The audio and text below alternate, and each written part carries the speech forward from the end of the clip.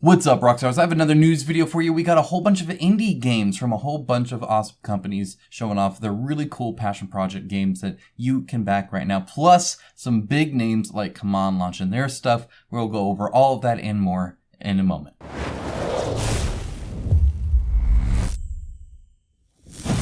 Alright, we're going to start out with some of the indie devs, just showing them some love, making sure they get some airtime, and so you can see the stuff that maybe not everybody else is covering. Eldfall Chronicles Northern Wind is live right now. I just did an unboxing of their past game plus some of the new minis. Feel free to check that out. You can go ahead and check it out in the link down in the description below, along with links to all of these things I'm covering, plus way more. There's a ton of links there. Feel free to use that. That's provided there for you guys. Again, that's all in the description. Go and check that out. They are doing a super awesome job. They had kind of the skirmish game, and now they've updated the rule set to kind of take that and now make it a dungeon crawl while still making it backwards compatible as well. So you kind of get two games for one in a sense like that. It kind of reminds me of how Arena used to be, right? Where it was like PvP, but then also the campaign. They have partnered with Sengokushin, so they have a few minis from there. They have a cat miniature now. That's super important to have, of course. They've been doing a lot of these daily updates and stuff like that. So you can go ahead on their website and check all the different stuff, the solo call, PvP, PvE. It'll talk about all of that on the campaign page, so feel free to check it out. You get that free pledge, stuff like that. There's a lot here, guys. It's a price around what you would normally pay, about 120 bucks for a Kickstarter, which is cool because they are all these really fancy resin minis that are actually really robust. Again, I showed this off in the unboxing, but they have this like unicast system kind of thing that just works really, really well with the quality of the miniatures and the robustness of them. I was actually, again, quite surprised. So anyway, feel free to check it out, see if they have anything on offer that you would be interested in.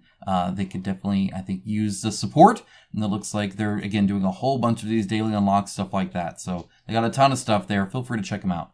We also have Phantom Epoch, the relaunch, again, almost towards 100,000 going into the last week. So I think it'll definitely reach above 100,000 here fairly shortly. As you can see, it just went up actually to 91,388. So congrats to them on that. This is one of those games, again, you're going to be playing inside this like book that kind of explores the world of Phantom Epoch, and it kind of gives me, again, some Mass Effect kind of vibes. Very cool little sci-fi setting that you're doing here and going through everything on this. Again, there's standees, there's minis, there's all these different enemies here. There's all sorts of stuff. So feel free to check it all out in the link below again and see if this is something that would interest you.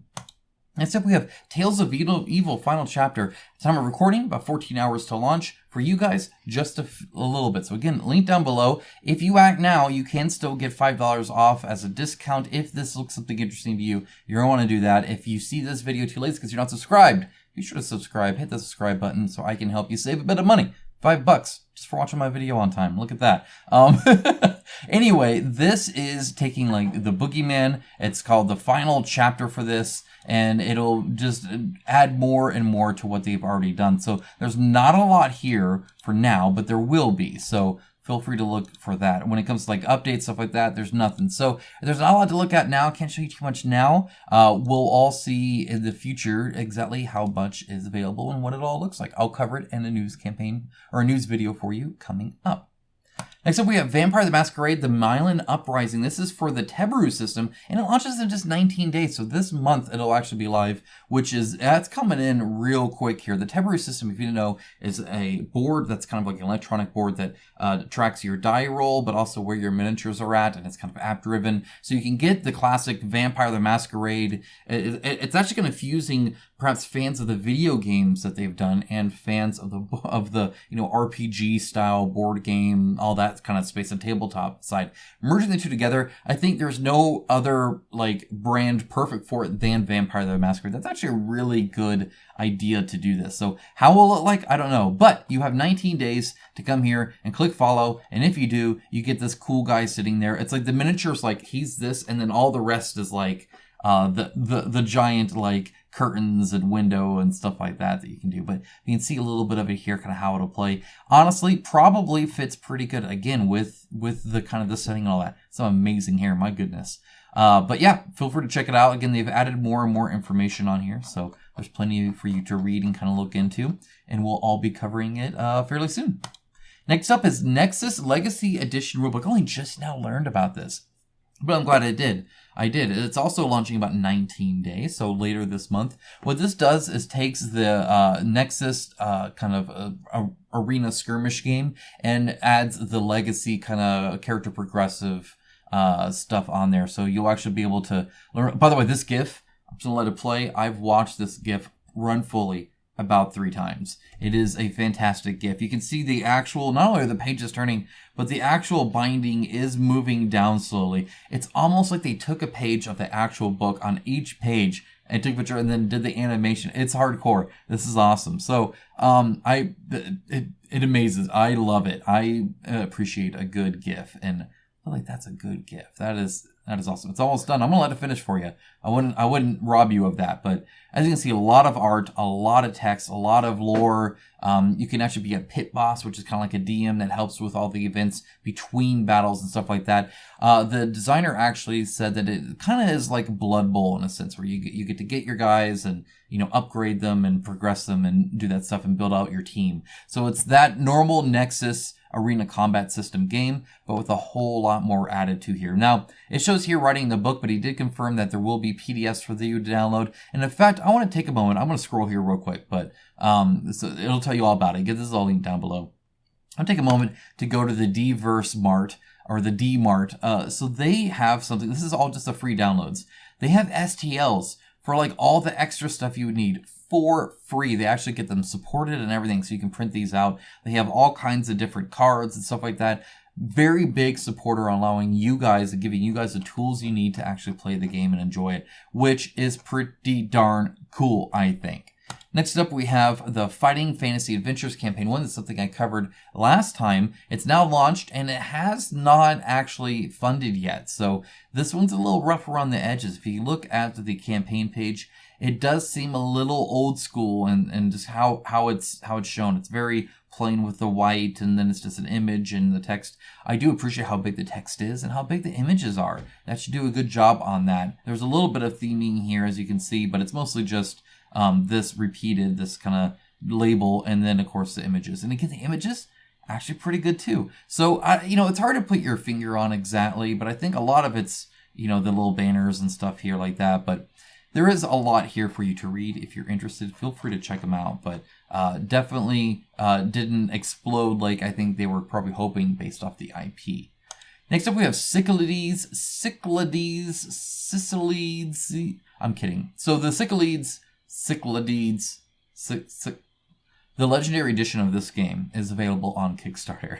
4,400 backers, over 500,000 raised and growing. And honestly, kind of impressive, because you look at this and first of all, I've never played. You guys let me know if you think I would enjoy it. I think I would. It looks like it. I like the modular map. I like all the different factions. The minis look like a lot of fun. They all have sculpted bases and stuff like that. But their design, their style is still like this like classic art style. A little bit bigger heads and stuff like that. So it really clean like that. They do have a Meeples pledge if you want to be boring about it, or actually want to be able to store your game well and stuff like that, because they have a ton of miniatures. A lot of it is repeated, right? That's most of it. It's that kind of game where you have a whole bunch of troops and stuff like that.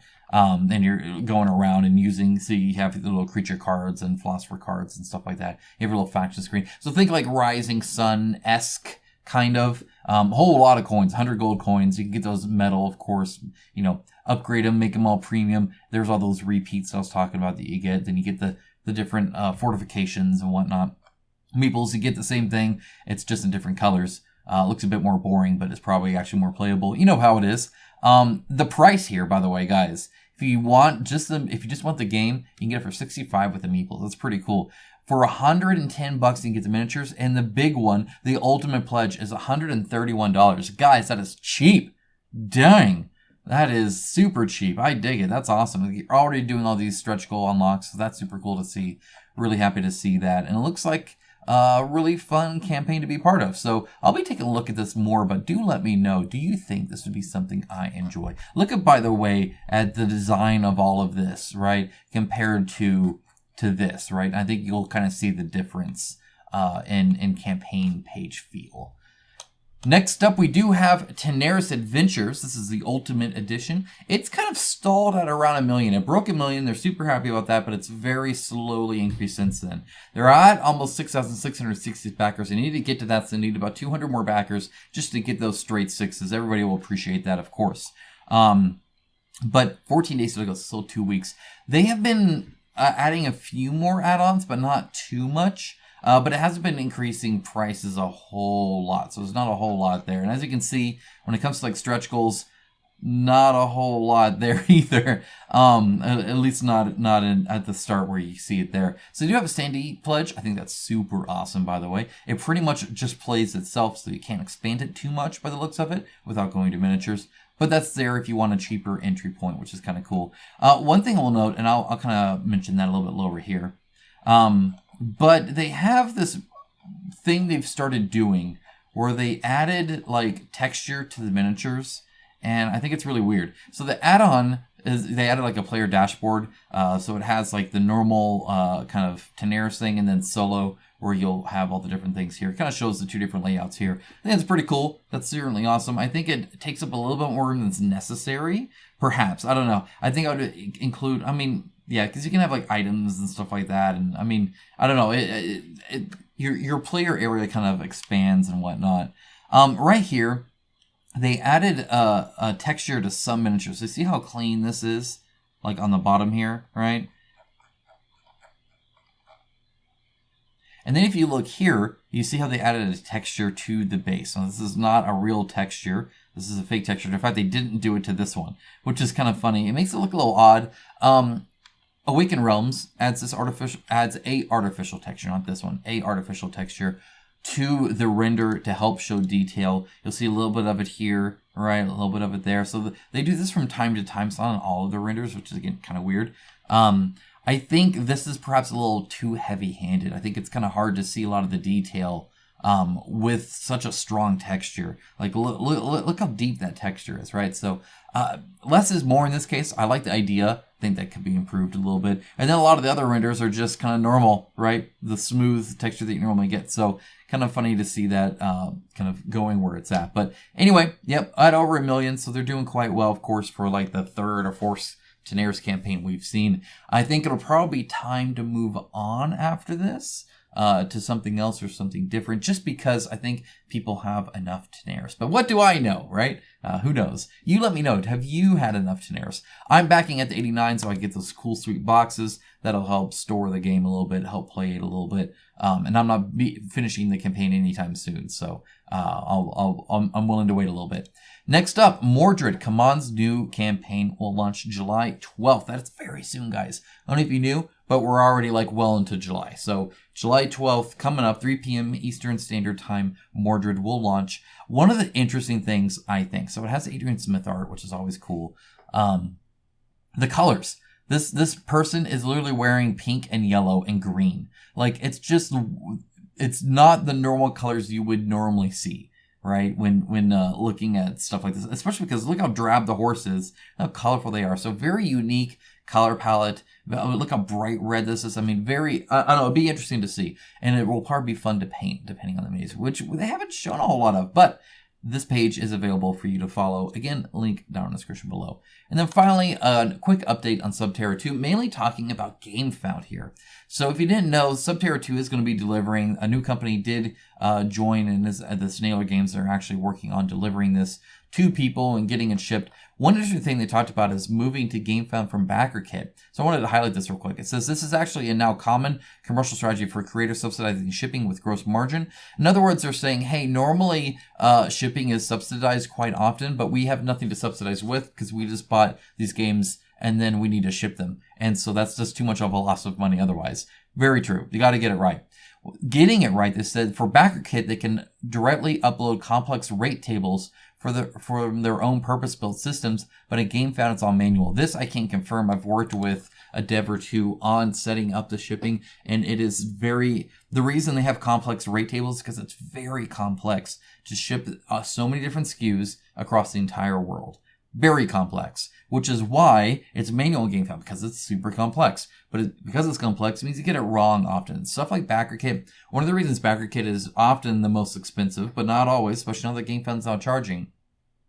One of the most common used things, even though it's one of the most expensive things for a pledge manager, is because of its tool set, which is ironic because I feel like BackerKit and Gamefound are swapped, because the backing portion, our portion of it, is like super ugly on BackerKit. Yet the back end for devs is awesome. And on Gamefound, it's kind of opposite. Though it's getting there. That's what they've said. It's that Gamefound's totally working on it. But for now, backing games on Gamefound, sweet, super awesome. The Pledge Manager, still a little rough around the edges, which is ironic because it's been around longer. But it's by far the more complex part of it too. So anyway, give them some time there. And in fact, just have a little bit of sympathy for anybody using Gamefound, because again, it's all manual, and it really is. I've seen the back end, in a few of the pages anyway, not all of them, but yeah, it's a lot. Guys, that's it. A real quick thing. Big highlight on some indies. Big shout out to some brand new stuff coming up from Come On. Looking forward to that. A next update or two, I'll be showing you those new games. So stay tuned for that. Subscribe if you're interested in seeing stuff just like this, because I'll be doing this